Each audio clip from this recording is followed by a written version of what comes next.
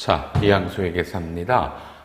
이 반은 제목 자체가 그렇죠. 전 직원이 함께하는 알기 쉬운 세무실무.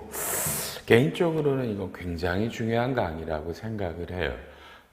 제가 이걸 어떤 분은 전 직원 시리즈라고도 하고 하는데 저는 함께하는 시리즈라고 그러거든요. 함께하자.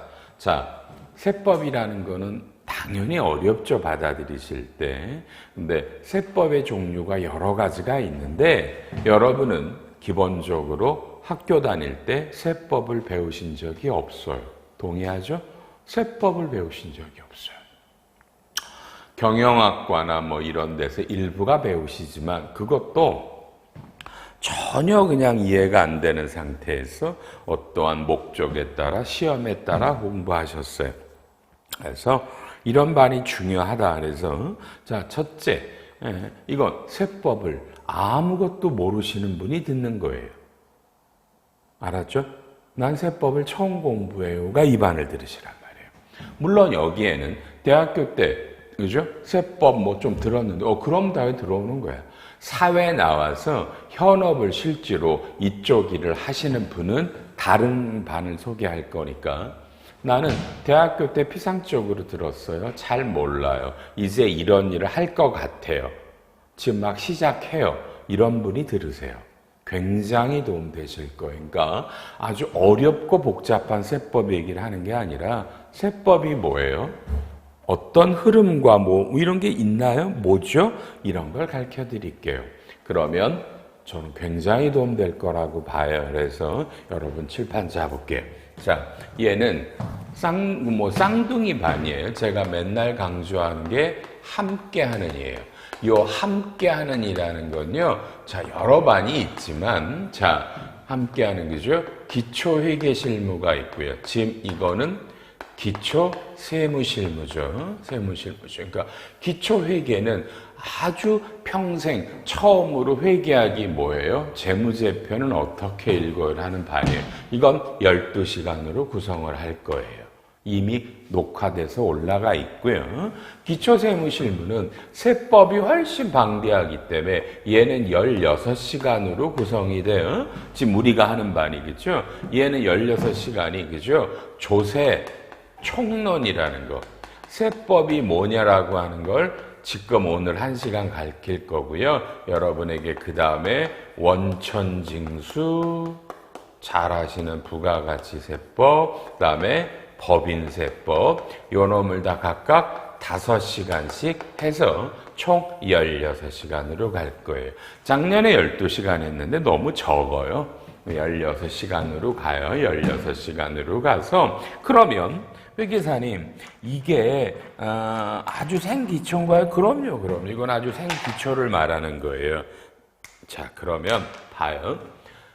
이제 이걸 들은 다음에는 원천징수라는 수업이 당연히 있고 걔는 인문과 중급의 수업이 있겠죠. 부가가치세도 당연히 인문과 중급 정도의 난이도가 있겠고요. 법인세법도 당연히 인문, 중급의 반들이 있어요. 그러니까 이 반을 걸쳐서 기초적인 걸 알고 그 다음에 내가 원천징수를 제대로, 부가가치세를 제대로, 법인세를 제대로 이렇게 들어오시면 돼요. 이 말 아셨죠? 그러니까 이 반이 중요한 거예요. 이 반이 처음에 여러분 세법이 뭐예요? 시행령이 뭐예요? 시행규칙이 뭐예요? 누가 가르쳐줘요, 여러분에게? 이런 수업 아니면 아셨죠? 그러니까 이런 과도 할 테니까 이거를 듣고 위에 올라가서 일단 여러분이 맡은 과목이 있다면 이렇게 듣고요. 그냥 공부 목적으로 들으셨으면 이 정도로도 수업이 여러분 그죠? 충분한 거예요. 아셨죠? 충분합니다. 자, 그러면 우리 한번 해보시는 거죠. 잠깐만요.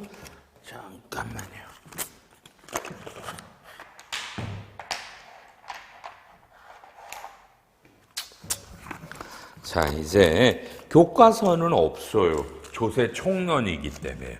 우리 교과서는요, 그냥 바로 여러분 원천징수부터 들어갈 거거든요. 그러니까 일단 이 첫째 시간은 그냥 칠판을 보고 수업을 들으시면 돼요. 그러니까 여러분 저를 보세요, 이제부터. 자, 세법이냐? 세법이 뭐냐? 이런 걸 얘기하는 거예요. 그렇죠, 여러분요? 우리가 보통 뭐 텍스라고 부르네요. 세금에 대한 얘기죠. 참 이것도 얘기 안 했나? 저를 처음 보시는 분이 많겠네. 저는 이항수 회계사라고 불러요. 공인회계사고요. 여러분이 공부하는 책이 알기 쉬운 세무칠무라는 요 경제법률사에서 나오는 책이에요. 이 책을 구입하셔서 수업 듣는 거예요. 아셨죠? 책 없이 수업을 듣는다라는 건 있을 수 없어요. 세법이기 때문에. 자, 그러면 다시요. 칠판 보시고요.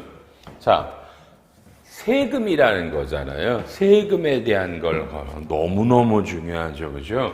이제 우리나라 헌법에 이렇게 돼 있잖아요. 모든 국민은 그죠? 납세 의무가 있습니다. 그래서 헌법에 대한민국 국민은 우리나라에 세금을 내야 될 법적 의무가 있습니다. 그죠? 왜냐는 단어가 필요 없죠. 우리가 세금을 내서 나라가 운영이 되는 겁니다. 그렇죠? 자, 그러면 자 봐요. 이 세금은 세법, 세금이라고 하시면 되는 거예요. 세금은 잘 보세요. 뭐와 뭘로 갈라지느냐? 자, 내국세와 관세로 갈라져요. 자, 관세 모르시는 사람이 어디 있어요? 물건 수입할 때 자국에 이걸 보호하기 위해서 내는 게 관세잖아. 그렇죠? 내국세와 여러분 관세로 갈라져요. 내국세와 관세. 자, 그럼 또 내국세는요. 일로 와 보세요. 얘는요. 국세와 지방세로 갈라져요. 국세와 지방세로 갈라져요. 그러니까 국세는 여러분 중앙정부가 핸들링하는 세법이고요. 지방세는 지방자치단체가 이렇게 하는 세법을 말해요. 그래서 요걸 합한 게 내국세죠. 그래서 저희 같은 사람들을 보통 뭐라 그래요? 회계사, 세무사 이런 게 있죠. 그죠? CPA가 공인회계사, CTA가 세무사. 그렇죠? 똑같이 우리나라는 법에 의해서 세금을 다룰 수 있는 법적 권리가 있는 본인들이죠. 그러니까 저희들은 이 내국세를 담당하고요. 관세는 뭐 다 아시잖아. 관세사라는 분들이 담당을 하죠. 그죠? 그래서 저 같은 놈도 관세라는 건 전혀 몰라요. 전혀 몰라요. 제 담당이 아니니까. 그래서 이거는 그러니까 이번 우리 수업 시간에 당연히 나오지 않고요. 그 다음에 자 그러면 중앙정부가 걷어들이는 세금 국세, 지방자치단체가 걷어들이는 세가 지방세라고 부른단 말이에요. 그럼 자 국세는 어떤 게 있어요? 당연하죠. 뭐 제일 대표적으로 법인세법, 법인들이 내는 세금, 그죠? 소득세법, 소득세. 지금 법이라는 건 이 세금을 내는 걸 말하는 거죠. 그러니까 그냥 법인세, 소득세, 법인이 내는 세금, 개인이 내는 세금, 그렇죠? 다 양쪽 다 내는 것도 하나 뭐예요, 그죠? 여러분 뭐 부가가치세, 부가가치세 이런 거. 그 다음에 또 상속증여세, 상속증여세. 또 너무 잘 아시는 거 뭐예요? 종부세, 종합부동산세. 되셨죠? 요렇게 중앙정부가 걷어들이는 세금들을 국세라고 부르고요. 뭐 지방세라는 거 잘 아시잖아요. 뭐 취득세니 뭐 그렇죠? 뭐 재산세니 여러 가지들 이런 것들이 있습니다. 여러분 그렇죠? 이런 것들이 지방세인데 우리는 이번 수업의 목적에서도 지방세는 안 해요. 그렇죠? 그러니까 3대 세법이 여러분이에요. 법인세, 소득세, 부가가치세. 요게 우리나라 3대 세법이라는 건 뭘까? 우리나라가 1년에 들어오는 세금 중에 가장 많은 세금들이 요 세 가지란 뜻이겠죠. 그죠? 요 세 가지가. 우리나라 전체 예산이 뭐 1년에 한 600조 정도 되시는 거 아세요? 너무 많이 실제로는 이런 예산 규모가 올랐어요. 그 600조가 여러분 생각에는 다 세금으로 커버가 될까요? 1년에 600조가 거칠까? 여러분한테 이건 뭐 그냥 내기고요. 근데 가끔 뭐 이런 얘기 들어봤어요? 그죠? 뭐 갑자기 세수가 많이 거쳤다. 세금이 많이 거쳐서 추가 경정을 해가지고서 뭐 한다. 그럼 세금이 뭐 어떨 때는 60조가 더 거쳤다? 왜 더 거친 거예요? 이게 설명하려면 또 끝없이 길어요. 마음도 아프고요. 마음도 아파서 그죠? 다만 여러분 우리나라가 진짜 너무너무 잘 돼서 세금이 많이 거쳤어요. 여러분 그렇게 생각하세요? 여러분의 주변에 있는 모든 분들이 그렇게 다 요새 잘 나가요? 아니죠. 아니죠. 그죠? 이런 걸 호도하면 안 되는 거예요. 다만 세금이 60조가 더 거쳤다라는 말이 뭐냐면 예산이라는 게 뭐야? 어느 정도가 거칠 거라고 봤어요. 그거보다 더 거쳤다라는 얘기는 예산을 잘못 짤 수도 있는 거고요. 그렇죠? 이유가 있겠죠. 이유가 뭐냐 말하면 여러분 종합부동산세가 무지하게 늘었어요. 얼마가 늦은 줄 아세요? 보통 여러분 그죠? 뭐 2조 하면 6조 한 4조가 늘었다고 그러잖아요. 땅값이 아파트 가격이 올라가서 종부세라는 걸 많이 내셨죠? 그게 작년에 더 낸 세금이 4조가 더 많이 낸 거예요. 이건 국민이 원했던 세금은 아니죠. 아파트가가 올라감에 따라 아직 내가 사는데 낸 거죠. 또 그러고요. 뭐 자꾸 이런 과세가 강화하니까 여러분 봐봐 어떻게 했어요? 돈 많은 사람들이 자기가 1세대, 2주택, 3주택 갖고 있는 걸 애기들에게 증여했죠. 그죠? 증여라니까 증여세도 늘어나겠죠. 또요. 이런 자산이 올라가니까 돌아가시면 이건희 회장님 돌아가시니까 뭐 상속세가 어마무시하잖아. 이런 세금이 늘겠죠. 또 여기 안 썼지만 증권거래세, 주식이 요새는 아니면 작년 재작년에 주식이 많이 호황이었죠. 주식이 많이 호황되니까 증권거래세가 무지하게 들어오고요. 물론 법인세가 늘어난 것도 사실이고요. 이제 이런 것들을 한번 들어보시는 거에서 여러분 우리나라의 3대 세법은 법인세, 소득세, 부가가치세인데 얘네가 전체 세수의 1, 2, 3인데 이게 거의 비슷해요. 들어오는 금액들이 진짜야 거의 비슷해요. 거의 비슷해요. 그러니까 어떨 때 삼성전자 같은 대기업이 호조가 나서 세금을 많이 내면 법인세가 1등할 때도 있고요. 개인들이 좋아지면 개인이 내는 경우도 있고 그래서 얘네들이 원래는 부가가치세가 꽤 오랜 기간 동안 1등이었어요. 세금이 많이 거치는 걸로요. 오케이, 그죠? 근데 요새는 비슷해요. 얘네들이 다 한 7, 80조씩 거쳐요. 하나의 이 세금들이요. 그렇죠? 그래서 우리는 요 3대 세법을 공부할 거예요. 요 3대 세법을 공부할 겁니다. 이번에. 그렇죠? 그러니까 내국세, 국세 중에 법인세, 소득세, 부가가치세를 가장 중요한 걸 하고 언젠가 나중에 뭐 상증법이나 지방세나 이런 것도 배우실 때가 있겠죠. 그죠? 자, 그러면 여러분 봐 이제부터 회계사님네 이렇게 세금을 내는 걸 다루는 게 여러분 법이잖아요. 그게 세법이잖아요. 세법, tax law. 세금을 내는 걸 여러분 규정하고 있는 게 그죠? 여러분 그게 바로 요 세법이란 말이에요. 세법. 자, 그러면 여러분 궁금하지 않아요? 저 세법, 세금은 여러분 뭐라고 그럴까? 그죠? 누가 만드나요도 알고 계시면 좋아요. 누가 알고 누가 만들까? 칠판 한번 보세요. 그래서 이런 국세를 만드는 쪽의 담당이 이게 기재부예요. 기획재정. 기재부. 거기에는요. 세제실이라는 데가 있어요. 여기서 이 세법들을 만들어요. 그러니까 여기서 제일 높은 사람이 세제실장이에요. 실장. 여러분 알죠? 기재부는 부총리입니다. 기재부 부총리, 그죠? 경제부총리, 그죠? 경제부총리라고 그러죠. 부분이 있고요. 그럼 지방세는 이거는요, 담당이 행안부예요. 행정안전부예요. 행안부라고요. 그죠? 그럼 여기서 또 세제실이 있어요. 여기서 만들어서 전혀 달라요. 만드는 쪽들이요. 그렇죠. 그래서 기획재정부는 요 국세를 담당하는 부서고요. 그렇죠? 요 행안부가 지방세를 담당하는 겁니다. 그렇죠? 자, 그러면 이렇게 만드는 쪽은 기획재정부고 행안부인데 이제부터 우리는 지방세 안 할 거니까 국세를 여러분 그러면 국세를 이런 거를 만드는 건 세제실이 하지만 기재부가 이런 집행하는 단체가 여러분 아시죠? 그 단체를 우리는 국세청이라고 부르는 거예요.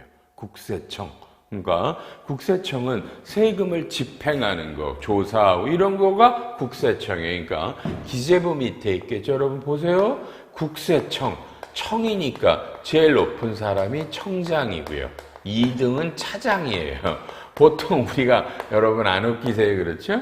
차장하면 일반 회사 가면 과장 다음에 차장, 부장 이렇게 가잖아. 근데 여기는 그죠? 차장이 2인자예요. 2인자. 1등이 청장이고요. 여러분, 이 국세청장은 실제로 규모, 뭐 이거 따지면, 레벨로 따지면 이건 차관급이에요. 차관인데 어떤 장관보다도 막강할 수 있겠죠? 세무조사 나가서 뭐 기업들이 워낙 힘들어할 수 있기 때문에. 그러면 국세청은 물론 지금 세종시에 있고요. 이거를 전국이니까 지방마다 여러분 지방국세청이 있어요. 지방국세청이 있어요. 그럼 여기는 서울은 서울지방국세청, 서울청. 가운데는 중부청, 그죠? 중부청. 충청도는 대전청. 그러니까 이건 경기도 쪽이고요. 그렇죠? 또 전라도의 광주청, 그다음에 대구청, 부산청. 이렇게 해서 우리나라는 전국에 6개의 지방국세청이 있어요. 청이니까 당연히 여기도 청장이 있겠고요. 그렇죠? 자, 그러면 그 밑에 우리가 잘 아는 일선 세무서가 있는 거예요. 뭐 강남세무서, 서초세무서, 역삼세무서, 동담세무서, 용산세무서 요렇게 이런 일선 세무서들이 있어요. 그러면 요런 조직이 국세청이라는 조직이고 한 몇천 명 정도를 우리는 세무공무원이라고 불러요. 이런 공무원들이 세금을 걷어들이고 뭐 이런 세무조사를 하고 우리 기업들과 하는 것들이 이런 세무서예요. 아셨죠? 자, 칠판 보세요. 자, 그러면 이제 여러분이 이제 아주 궁금할 수 있겠죠, 그죠, 여러분요? 자, 뭐 맨날 물어보는 거죠. 세무조사는 어디서 해요? 세무조사는 몇 년에 한 번 나와요. 나와서 뭐 몇 년치를 봐요. 뭐 이런 말들이 당연히 궁금하지 않으세요, 여러분요? 자, 일단 그 전에 일로 와보세요. 자, 일단 세법이라는 게 이런 세금을 그죠 내는 거를 뭐 규정하는 이런 법이잖아요. 이런 법인데 일로 오세요. 세법은 이런 우리 법인세라고 그렇게 일로 와보실래요? 자, 법인세법. 그다음에 법인세법 시행령.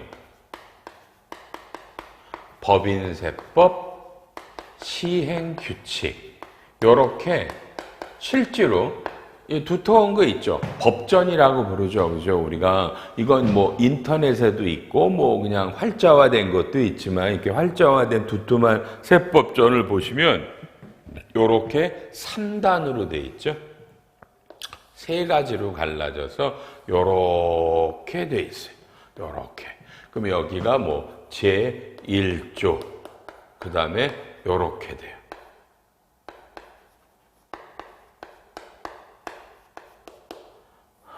자, 뭐 요렇게. 자, 요런 것도 훈련이에요. 볼게요.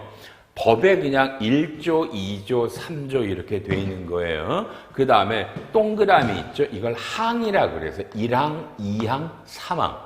그리고요, 그냥 아라비아 숫자로 1, 2 이렇게 나가죠? 이걸 1호, 2호, 3호. 나는 목이라 그래요. 가목, 나목, 요렇게. 요것도 누구도 안 가르쳐 주잖아. 항호 뭐 이렇게 돼요. 1조 1항 1호 나목 뭐 이렇게 들어가는 거예요. 이렇게 돼 있고요. 여러분 이건 법률이에요. 법률이니까 기획재정부가 만들고 이건 당연히 어디요? 국회에서 통과가 되는 게 법률이에요. 세법률. 그러니까 세법은 그죠? 국회에서 통과가 돼야 되는 거다. 그죠? 이건 뭐 좋아요. 아는 거고요. 근데 문제는요. 이 법률이 너무 구체적일 수는 없어서 여기에는 원칙을 정해놓고 좀 디테일한 건 이 밑에다가 여러분 위임을 했어요. 위임을 했어요. 위임. 그러면 이걸 시행령이라고 불러요. 법인세법 시행령, 소득세법 시행령. 그럼 이거는 어디를 통과하면 돼요? 대통령이에요. 대통령이에요. 대통령이. 그러니까 대통령이 사인하면 시행령이 바뀌는 거죠. 국회랑 통과해도 돼서 어마어마한 권한이에요. 그러니까 위임이 돼야 되고요. 법에서 요거 자세한 거는 시행령에다 위임합니다. 그러면 만드는 건 다 저 기재부 세제실이 만들고요. 대통령이 사인하면 통과가 되는 게 시행령인데 여기서도요. 너무 자세한 건 또 밑에다 위임을 하자 그랬어요. 위임을 하자. 뭐 당연하죠. 이거 뭐 이게 당연하게 이게 시행규칙인데 아까 나오셨던 경제부총리, 기재부 장관 이 사람이 승인하면 되는 게 시행규칙이에요. 요렇게 여러분 법은 현재 3개로 되어 있습니다. 3단계로 되어 있습니다. 3단계로 되어 있습니다. 알았죠? 법인세법 시행령, 법인세법 시행령. 우리는 그냥 이걸 다 합쳐서 세법이라고 부르시는 거예요. 세법이라고요. 그렇죠? 자, 이제 어떤 상식 뭐 이런 거 한번 해보자 말이에요. 자, 이번에 이 강의하는 시점에서 여러분 이제 며칠 있으면 이제 새로운 대통령이 이제 취임을 하고 할 거예요. 지겹지만 그죠?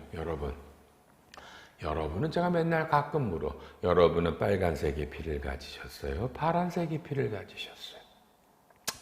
또 물어도 돼요. 그게 어느 색깔의 피인지 그게 그렇게 서로 죽일 만큼 저주하고 그래야 될 이유입니까? 같은 대한민국 국민이 파란색이 대통령이 되면 어떻고 빨간색이 되면 어때요? 자기가 지지하는 사람을 지지하고 다른 쪽이 되면 축하해주면 되는 거 아닌가?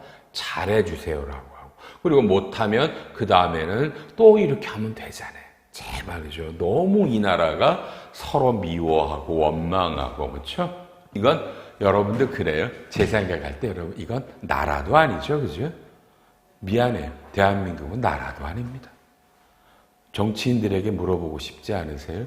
이런 나라를 만들고 싶으셨습니까? 당신들은? 이런 나라를? 그렇죠? 남의 말은 안 듣고 내가 말하면 무조건 오라. 그런 나라를 만들기 위해 당신들은 정치를 하고 그죠? 장관이 되고 대통령이 됩니까? 이런 나라를. 그래서 후대에게 뭘 물려주는 겁니까? 지금 이 나라가 기회가 있습니까? 전 세계에서 결혼을 가장 안 하는 나라, 가장 아기를 안 낳는 나라, 가장 자살률이 높은 나라. 이게 당신들이 만들고 싶은 나라였습니까? 그죠? 빨간색의 피를 가졌던 파란색의 피를 가졌던. 아니겠죠, 그죠? 아니겠죠. 아닙니다, 그죠? 제발 좋은 나라가 됐으면 정말 좋겠네요, 우리나라. 그렇죠? 여러분, 자, 아직 며칠 남았으니까 현행 대통령 이쪽에 이분들은 아파트 부동산 가격을 굉장히 올감했어요. 올감했는 걸 어떤 수요 공급의 원칙을 따진 게 아니라 법으로 눌러보자고 그랬어요. 그래서 가장 많이 했던 게 그죠? 하나의 가구가 하나의 세대라고 그러자. 그죠? 하나의 세대가 집이 여러 개가 있거든. 다주택자가 있거든. 이걸 굉장히 강화했어요. 그래서 종합부동산세가 상상할 수 없이 나오고 소득세법에 있는 양도소득세가 어마어마하게 높아요. 자, 여러분의 엄마 아빠가 집이 세 채야. 그러면 하나를 팔아. 그럼 아직 잘 모르겠지만 양도소득세는 우리가 연말정산에서 하던 세금 기본세율 6%에서 45%인가 양도 차익에 여러분 이런 기본세율을 때리는 거예요. 이렇게. 그런데 지금 법이 집이 2개면 요 기본세율에다가 무조건 각자 20%씩 할증이 돼요. 그러니까 기존 거보다 20% 어마어마하게 집이 3개 이상이면 기본 6%에 30%가 가산이 돼서 맥시멈은 최고 누지는 75%. 여기에 지방소득세를 때리니까 뭐 80 몇 프로 이런 말이 여기서 나와. 어마어마하죠. 그러니까 이게 양도소득세를 중과한단 말이에요. 이렇게 중과. 근데 법이 소득세법에 집이 양도소득세는 원래 이렇습니다. 다만 집이 다주택자가 집을 팔면 양도소득세율은 여기에다가 가산합니다. 근데 요 가산하는 율은 시행령에서 정합니다. 이렇게 돼 있단 말이에요. 시행령에서 집이 2개면 기본세율의 20%를 가산하고 3채 이상부터는 30%를 가산하자. 이렇게 돼 있어. 근데 이제 이번에 대통령이 당선된 그쪽은 양도세를 좀 중과를 피해서 일단 매물을 많이 나와서 집을 한번 좀 줄여보자.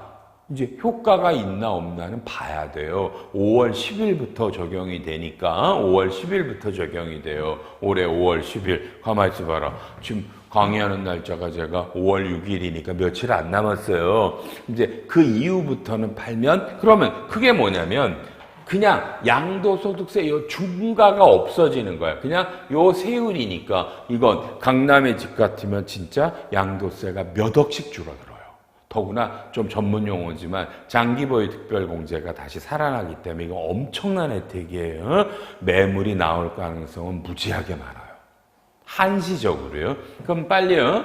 그런데 자, 지금 빨간색의 피를 가지신 분이 파란색 분에게 이런 걸 도와주세요 그랬더니 못 도와줘요. 그런데 웃기죠? 이건 시행령이니까 지금 나중에 이제 대통령이 되시는 분이 시행령에 양도세 중과 요 조항을 그죠? 2022년 5월 10일부터 내년 5월 9일까지 1년간은 요 누진을 적용 안 한다라고 시행령을 개정하면 아무리 파란색의 피를 가진 분이 국회를 장악해도 이건 세법이 시행령이기 때문에 그냥 바뀌는 거예요. 와, 세법 재밌죠? 이런 게 시행령이에요. 그러니까 시행령이 굉장히 중요할 수 있어요. 대통령이 마음대로 하고 법은 국회에서 하는 겁니다. 이해되셨죠? 다만 시행령은 법에 위임된 것만 이렇게 할 수 있어요. 이런 것들이 법이나 시행령이 그냥 우리는 이걸 다 세법이라고 배우실 거예요. 자, 그 다음에 계속해서. 자, 일단 여러분, 자, 세무조사 얘기를 하기 전에 여러분도 이제 앞으로 이런 업무를 담당하다 보면 세법에 대해서 여러분 궁금할 수가 있어요. 그렇죠? 궁금할 수가 있다고요. 그럼 이제 물어봐야 되는데 잘 보세요. 자, 여러분이 이제 앞으로는 다 이 강의가 서초동에 있어요. 그래서 여러분은 지금 서초동에 있는 개인이나 법인이에요. 그럼 여러분의 관할 세무서는 서초세무서죠. 그죠? 서초세무서 봐요. 그러면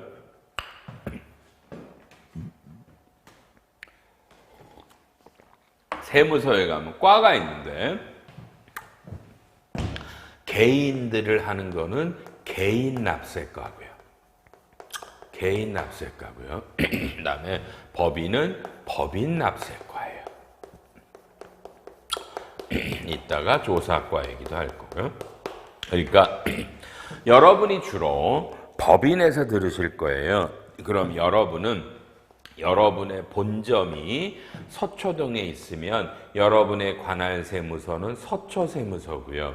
거기에 법인 납세과가 이 서초동에 있는 법인들을 담당하는 과인데 여기는 지역별로 담당하는 공무원들이 계세요.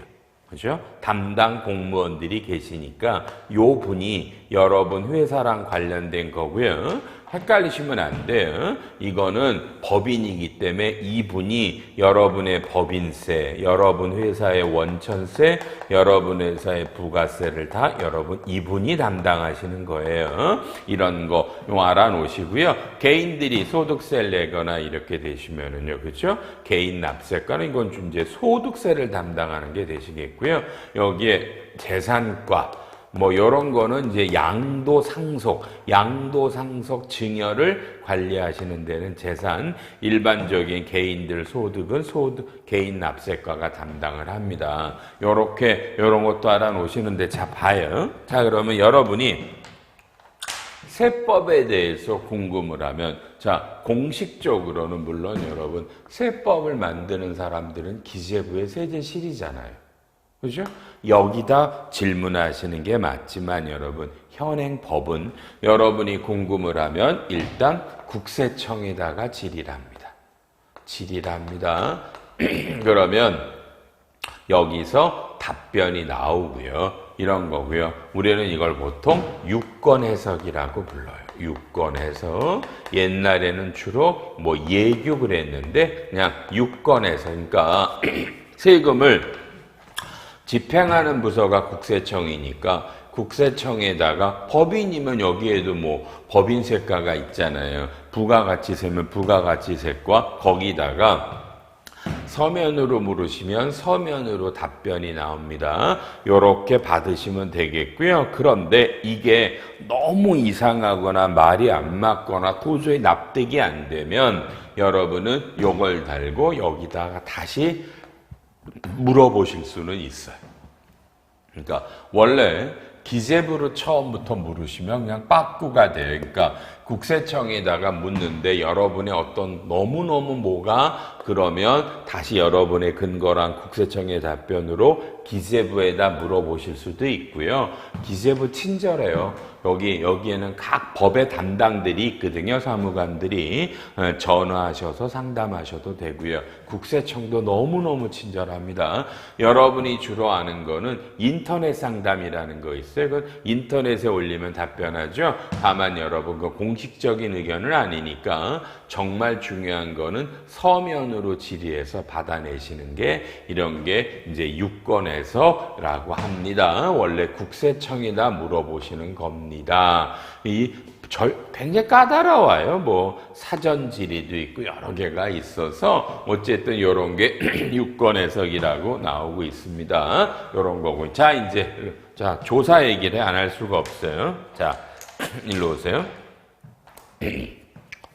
세무조사는 그죠? 여러분 몇 년에 한 번 나오냐라는 건 현행 우리나라 법에 없어요. 여러분이 없어요. 국세청의 내부 규정인데요. 보통 법인이 궁금하시죠? 자, 일로 와서 다시 가운데로 와서 여러분이 자 봐요. 세무조사는 일선세무서는 조사과가 하고요. 지방국세청은 여기에는 조사국이 있어요. 국이니까 제일 높은 분이 국장이겠고요. 서울지방국세청은 1국, 2국, 3국, 4국이 있어요. 그래서 1국이 대기업, 2국이 중소기업, 3국이 재산상속 양도 뭐 이런 거고요. 4국이 여러분 우리나라는 보통 죽을 사라고 그러죠. 죽을 사자. 특조라고 불러요. 특별조사. 아주 힘든 세무조사. 요런 게 1, 2, 3, 4국이 있고, 뭐 지방청마다 달라요. 자, 그러면 규모가 여러분이 조사가 돼서 선정되는 연도에 매출액이 어느 정도 이하일 때는 일선세무서 조사과가 세무조사를 하고요. 그 매출액이 일정 규모 이상일 때는 지방국세청에 여러분, 그죠? 조사국에서 세무조사를 합니다. 그건 보통 몇백억 정도예요. 뭐 그냥 4,500억이라고 해도 되겠네요. 어느 정도 4,500억 이상이면 지방국세청에서 조사를 하고 이하면은 일선세무소 조사과가 합니다. 조사과가 하고요. 조사과는 한 2명에서 3명 정도에 되는 분들이 그렇죠. 보통 4주에서 6주 정도를 조사를 하시게 되겠고요. 지방청은 뭐 그냥 어느 정도 너무 삼성전자 같이 큰 데가 아니면 6, 7명의 분들이 그렇죠. 요거는 보통 뭐 2달, 뭐 석 달 정도를 보시기도 합니다. 요렇게. 뭐 요건 약간 길어져서 그런 거고요. 요렇게 되는 거예요. 그래서 세무조사가 이러고요. 그래서 그러고 다시 일로 오세요.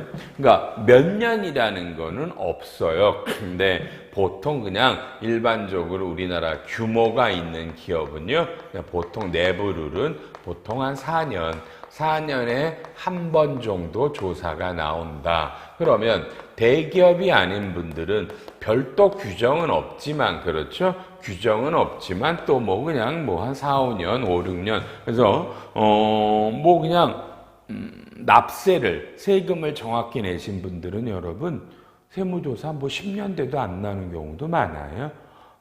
가끔 가다 그러면 장기 미조사로 나오는데 어쨌든 룰이 법에 명시된 건 아니니까 그냥 규모가 있는 법인들은 한 4, 5년에 한 번씩은 당연히 나온다라고 아시고요.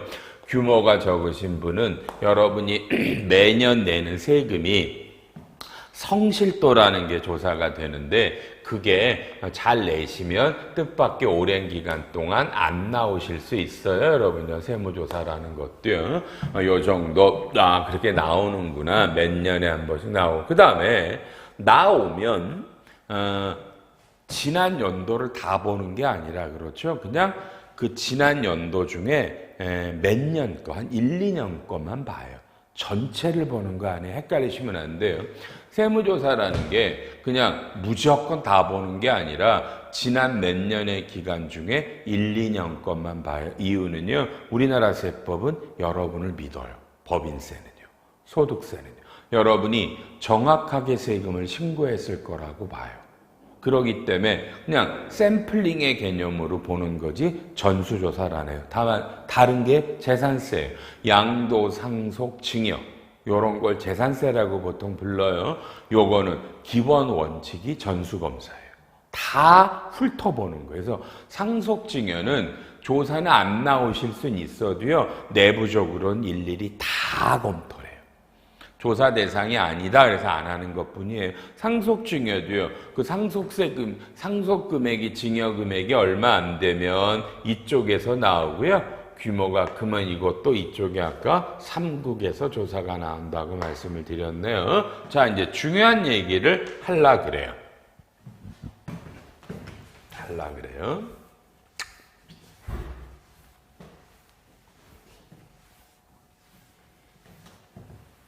자, 일로 오세요. 이런 용어는 정말 중요한 거예요.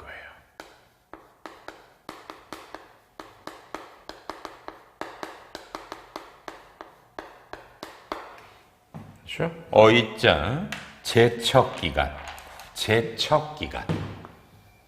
국세부가 제척기간. 그러니까 이거는요, 여러분, 세무조사가 나오면 여러분, 기본이, 그죠? 원칙이 여러분, 5년이에요. 상속증여는 15년이에요.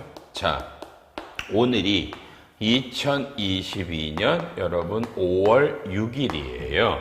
오늘 여러분 자 세무조사가 나오면 지난 5년 안에 것만 볼 수 있다. 5년 전 거는 나쁜 짓 해도 과세할 수 없다. 5년 것만 때릴 수 있는 거예요. 이게 제척기간이에요. 그럼 볼게요. 2016년은요. 법인세 나중에 배우시지만 3월 말까지 신고를 해요. 그럼 여기에 5년이면 2022년 3월이죠. 여러분 그러면 2016건은 법인세 신고일로부터 5년이 되면 2022년 3월 말인데 지금 지났죠. 그러면 지금 조사 나와서 2016년 이전 건 못하고 2017년부터 2021년 즉 5년 안에 것만 조사. 이게 제척기간이에요. 그래서 그 5년이 지난 건 과세할 수 없어. 이건 중요한 거예요. 다만 상속증여는 워낙 중요해서 15년까지는 과세하실 수 있어요. 찾아내시면. 알았죠? 근데 더 중요한 놈이 있어요. 빨리 오세요. 뭐예요? 사기 부정으로 여러분이 탈세를 하면 여러분 이건 부가제척기간이 10년이에요. 그러니까 일반적으로 뭐 좀 잘못한 거는 5년이 지나가면 과세할 수 없는데 정말 의도적인 거, 정말 나쁜 마음으로 세금을 사기나 부정한 방법으로 여러분 탈세라면 이건 10년이에요. 여러분 정말 중요한 거예요. 왜 중요해요? 사기 부정에 걸리면 여러분 빨리 봐요. 이런 법이 걸려요. 뭐요? 조세범 처벌법. 이것도 여러분 세법인데 만약에 사기 부정으로 여러분이 탈세를 했으면 거기에 따라 그죠? 세금은 여러분 그대로 추징하고요. 빨리요. 엔드. 여러분 회사가 A라는 법인이고 여러분의 대표이사가 갑이라면 요 법인과 대표이사에게 여러분 그죠? 회사에게 세금은 세금대로 때리고 양쪽에다가 벌금을 때려요. 이 벌금이 이 세금 정도만큼 때려요. 와, 죽이죠? 이건 죽이는 거예요. 사기 부정하시면 여러분 상상할 수 없는 벌금이 세금 별도로 법인과 대표이사에게 추징됩니다. 이거 안 내시면 그대로 검찰 고발됩니다. 검찰에 고발됩니다. 요새는 뭐 경찰이 조사하겠죠? 이건 죽입니다. 혹시 이런 말 들어봤습니까? 특가법, 특정범죄 가중처벌에 관한 법률. 여러분이 사기 부정한 방법으로 탈세한 금액이 정말 심각해. 그러면 조세범 처벌법이 아니라 특가법인데 얘는 벌금이 처벌법보다는 높고요. 이건 진짜 웬만하면 여러분 대표이사 여러분 감옥 갑니다. 감옥 갑니다. 현재 세금과 관련돼서 조세범 처벌법, 특가법이 무지하게 걸리고 있습니다. 여러분 사기 부정한 방법으로 탈세하시면 안 되고요. 나중에 저랑 공부를 하면 회계사님 어떤 게 사기 부정이에요? 여러분 물론 그거는 가르쳐 드릴 거예요. 그렇죠? 제가 가르쳐 드릴 거니까 고민하지 말고요. 이렇게 세금을 때렸어요. 이제 국세청에서 그럼 마지막으로 여러분은 뭘 할 수 있다? 조세 불복이라는 제도를 하실 수 있어. 조세 불복은 그냥 자 봐요. 뭐야? 과세전 적부심. 그러니까 그냥 들어봐요. 이걸 우리가 부르는 단어가 과적이라고 불러요. 그럼 이건 뭐야? 자, 세무조사가 나와서 여러분에게 되면 봐요. 공무원들이 바로 몇 월 며칠까지 세금을 내세요? 이렇게 할 수 없는 거예요. 세무조사는 공무원들의 의견이잖아. 그렇죠? 그래서 안내문이 와요. 안내문이. 우리가 조사해서 이런 게 문제가 있는데 혹시 억울하시면 과세전 적부심 할래요? 그럼 이걸 옳고 그름을 따져보자 이거예요. 그래서 여러분 국세청이라는 조직 안에는요, 요런 과세적부심 심사위원회가 있어요. 위원회가 있어요.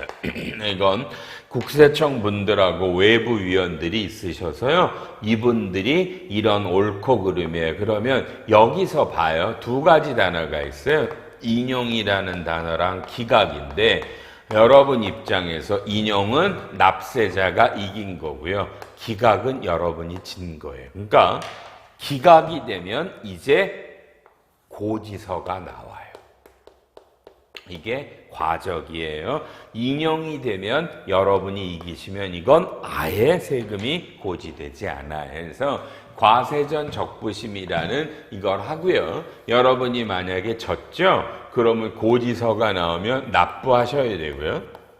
그럼 이제 납부하고 여러분이 할 수 있는 게 여러분 그냥 말하는 두 가지가 있어요. 그냥 뭐예요? 심판 청구, 심사 청구. 이걸 선택하실 수가 있는데 감사원 얘기는 오늘 기초니까 안 할게요. 이거는요. 국세청에다가 다시 한번 억울한 걸 물어보는 거고요. 요거는 조세심판원이라는 데가 있어요. 국무총리 산하에. 이거를 여러분이 또 뭐야? 나는 일단 세금 내고 그래도 억울해요. 보통 심판 청구로 가요. 여기서 또 기각이 되면 이제 여러분은 그 다음에 법원으로 가는 거예요. 우리나라는 3심제죠. 그래서 보통 1심이 행정법원, 2심이 고등법원, 3심이 대법원 이렇게 가는 게 조세불복제도입니다. 세금이 고지가 되기 전에 과세전 적부심사를 해서 억울함을 한번 다뤄보실 수 있고 기각이 되면 세금이 고지가 돼서 납부하시고 조세심판원에다가 심판 청구를 해서 또 지시면 법원에 가서 3심까지 가요. 그렇죠? 그러니까 일단 여기부터는 내구하니까 되는 거고요. 보통 변호사나 아니 회계사나 세무사들은 요 심판 청구까지 하는 거고요. 그다음에 요 이후부터는 당연히 변호사밖에 못하죠. 여기도 변호사는 할 수 있어. 그래서 회계사 세무사는 여기까지. 그다음에 법원은 변호사들이 합니다. 요게 조세불복이라는 제도입니다. 요런 단어들 하다못해 인용, 기각 이런 단어들이라도 한번 들어보면 돼요. 이런 게 그냥 여러분 일반적으로 세법이에요. 여러분 이제 저랑 세법의 기본 내용은 아신 거예요. 다음 시간에 바로 소득세법의 원천징수로 갑니다. 힘내시고요. 한번 우리가 세법을 재미있게 배워보도록 합니다. 다음 시간에 뵙겠습니다.